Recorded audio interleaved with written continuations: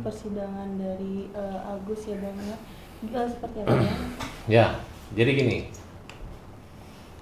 Persidangan hari ini adalah menandakan bahwa pemirsa, apa yang terjadi saat ini adalah permainan kotor orang-orang kotor.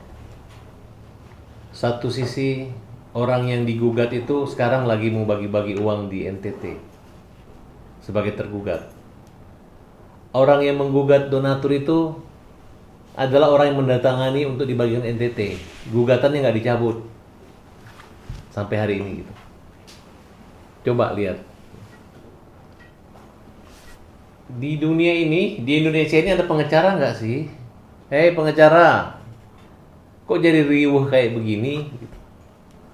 Kalian tahu kan ada yang mau membagikan uang 1,3 miliar di NTT. Yang katanya sepakat terakhir nggak ada podcast lagi. Hari ini sidang yang datang cuma pihak donatur dan kita. Yayasan nggak datang. Ini mau kejar-kejaran ngabis-ngabisin uang atau mau kejar-kejaran memainkan Agus yang digugat loh.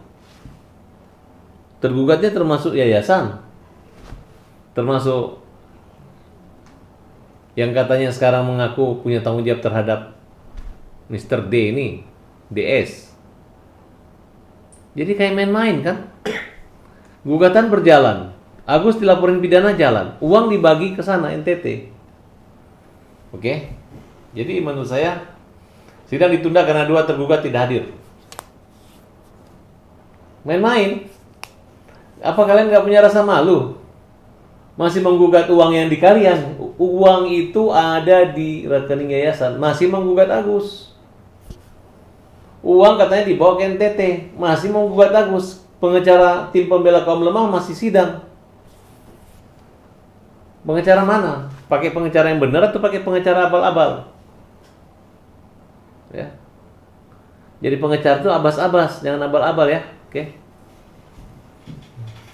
Oke, Bang, ada juga statement dari pihak pengacara yang donatur bahwa donasi yang hari ini bisa dibilang itu sudah dibawa ke NTT tersebut sudah ada persetujuan dari para donatur. Itu kalau Abang sendiri menanggapi seperti Mereka itu kita anggap masih ilegal. Tidak ada surat kuasa dari 500 prinsipal. Jadi belum di sidang ditunda, kita ingin buktinya mana orangnya 500. Ini pidana, ini kejahatan, pidana. Berani banget satu orang, hanya Pablo mengatakan kirim ke NTT. Siapa Pablo? Aku jelaskan Pablo ya. PB ini adalah orang yang dulu menjadi pengacara yayasan. Kemudian dia menjadi pengacara, mundur ditunjuk Nopi jadi pengacara donatur. Ya. Dia kita laporkan karena mulutnya terlalu ember bocor, terlalu menghina dan melanggar undang-undang, melanggar hukum. Kita sudah laporkan. Kendalanya dia tidak jelas alamatnya di mana, rumahnya di mana, kantornya di mana. Ada yang punya alamat sini, kasih kita. Biar dia datang dipanggil sama Polda. Kemudian dia minta maaf sama saya. Siap cium tangan saya. Kemudian membayar sejumlah orang untuk mempertemukan saya. Ada, dia kirim bukti-bukti transfer uang orang-orang yang dibayar. Ya, kemudian ya saya ketemu. Nah, kemudian di omongan dia balik. Katanya Farhad minta uang 200 buat Agus. Kan nggak bagus seperti itu gitu. Kita jelas-jelas pengacara pro dia membangun Agus, minta uang buat Agus. Kita minta 1,3 miliar diserahkan ke Agus. Oke ya. Nah, karena semua pihak sudah ketemu Menteri Sosial, sayalah yang komunikasi dengan Menteri, Pak, tolong diterima pengacara. Karena setahu saya kantornya bukan kantor Pablo, kantornya Pak Risman. Pablo itu ada menjadi salah satu pengacara gitu. Nah, kemudian Pak Menteri oke. Maksud saya akan membawa pengacara donatur. Kami bicara sama Menteri nih, Pak Menteri donatur pada intinya. Kan dia mengatakan semua tergantung dia. Dia udah pecah kongsi dengan Densu, udah pecah kongsi dengan Nopi. Ya karena saya berpikir dia ngomong seperti itu, banyak saksinya, ada rekamannya. Ya kita komunikasikan dengan Pak Menteri Sosial. Nggak tahu tiba-tiba dia nggak beritahu kita, dia nyonong sendiri ketemu menteri di ruang makan doang, sama istrinya dibawa gitu, tanpa melibatkan kita loh.